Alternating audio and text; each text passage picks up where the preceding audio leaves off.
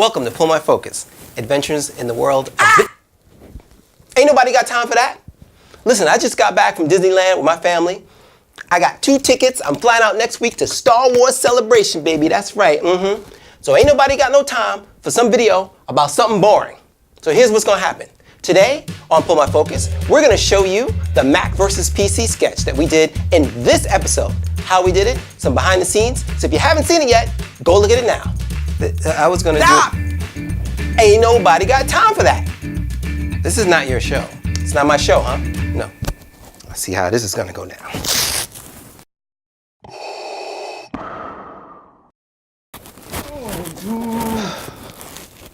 Shh!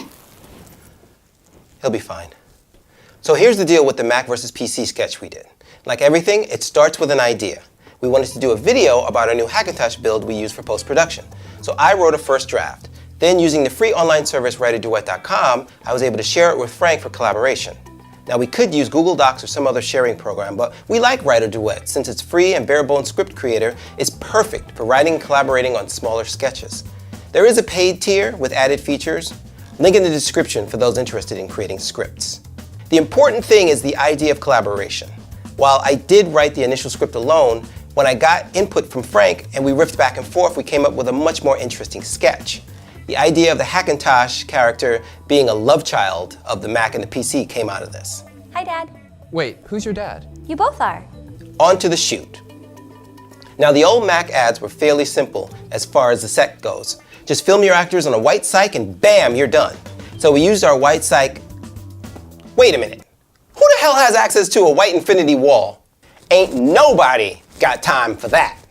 So using my living room, a white muslin ordered from Amazon.com, and a little of Frank's ingenuity and talents as a former grip in the industry, we were able to construct an infinity wall equivalent. I mean, damn, bro. Amazing work. We practically had to use every light we owned, but it worked like a charm. Now the talent. We have a lot of friends, and we've used friends in our sketches in the past. But there's a big difference between using friends and family in your sketches and using actors with training.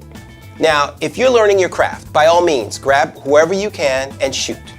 But to take your ideas to the next level, look around for some actors who have experience in front of the camera, you know what I mean?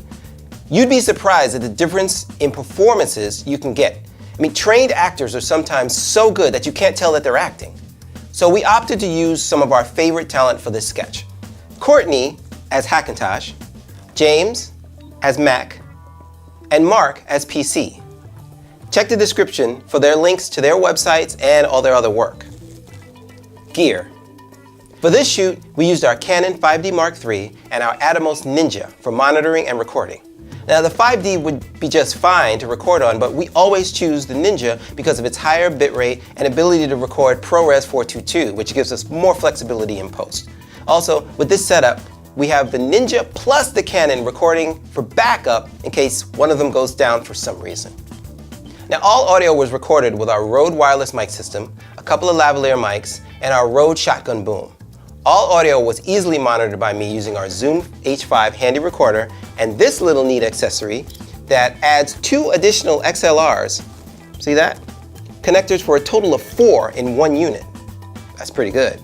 Post. It all comes... Shut up! It all comes down to the edit. First thing I do is I get an assembly edit done. That's where I pull all the selected takes from the circle takes of the day. By the way, while we're on set, Frank keeps a shot list and puts a circle around any of the takes that we thought were really good, thus the name Circle Takes. Now even though I usually still look at all the takes in post, I'll start building my assembly with just the circle takes. So the assembly edit is just a quick sequence of good shots in the order that they should be in. The assembly then goes through revisions. Whenever I reach a milestone in editing, I duplicate that sequence and create a new revision. That way, I can refer back to old edits if I have to. Here's a good thing for you to learn right now. Don't get too precious about your script. If there's something that sounded awesome on paper but just falls flat in the scene, you may need to cut it. Here's an example of this. There's a line in the script that we completely cut because we felt the pace lagged. Well, here's the original sequence. So I can render your stuff faster. But creative types still use Macs since they were built from the ground up by artists, and Mac OS is just a sweet environment to work in. That is true, but Windows 10 has come a long way since the days of Vista? True, but have you seen the new iPhone? Don't make me come back there. Here's the sequence with the line removed. so I can render your stuff faster. But Mac OS is just a sweet environment to work in. That is true, But have you seen the new iPhone? It was basically extraneous exposition that read well on paper, but in the end, it had to go.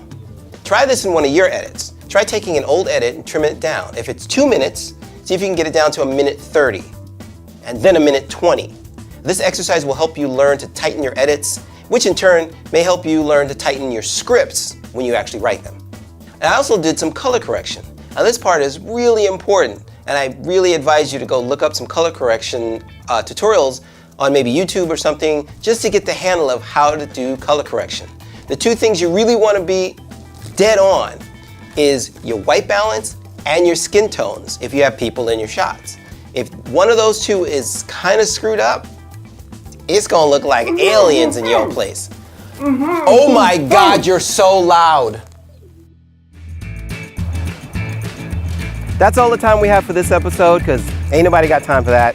Check out pullmyfocus.tv for all our articles and videos. Subscribe to the channel. And I think I'm forgetting something. Whatever. Oh, geez. Lando Calrissian's my uncle.